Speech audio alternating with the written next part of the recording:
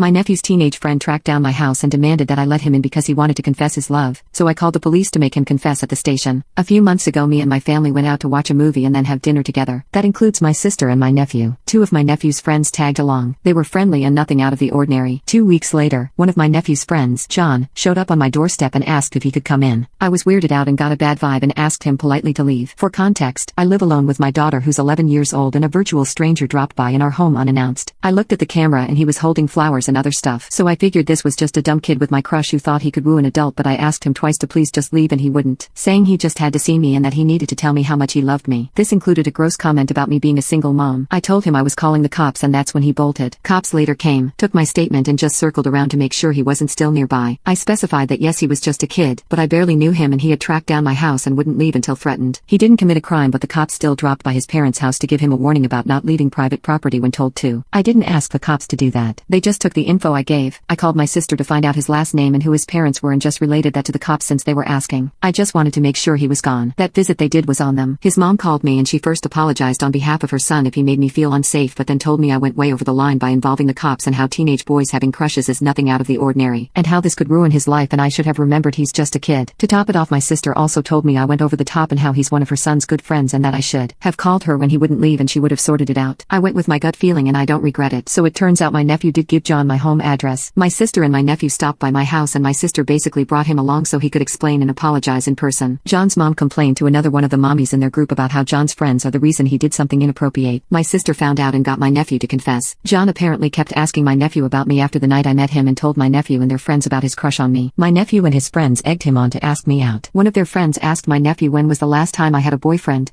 My nephew answered without thinking and said 2 years. Then their little group told John he had nothing to lose and how I'm probably wanting anybody to ask me out. My nephew emphasized how he didn't think John would actually do it and it was just a stupid dare, and how they kept pressuring him to just give out my address so John could drop some flowers, and how John stopping by my house was never talked about. My nephew kept saying sorry and how he didn't think this would turn into such a big deal. I was having none of that and let him have it, telling him how handing out my address without asking to people I don't know was putting me and my daughter in danger. My nephew and his friends egged him on to ask me out. I was having none of that and let him have it, telling him how handing out my address without asking to people I don't know was putting me and my daughter in danger, how he's old enough to know better, and how stupid and thoughtless he acted. I told him he would never house sit for me again because God forbid another one of his friends put a stupid idea on his head, and that I can't really accept his apology because I don't even know if it's the truth. First, I was told he was shocked and angry at what John did, and now I'm being told this was all a stupid prank between boys. So I can't be sure on what to believe. When I was done with him, I asked my sister if she thought this time my nephew was telling the truth, and she said this time he was. I then pointed out that this still didn't excuse John at all for trespassing and refusing to leave my house when told him to. So while I'm angry at my nephew for handing out my address,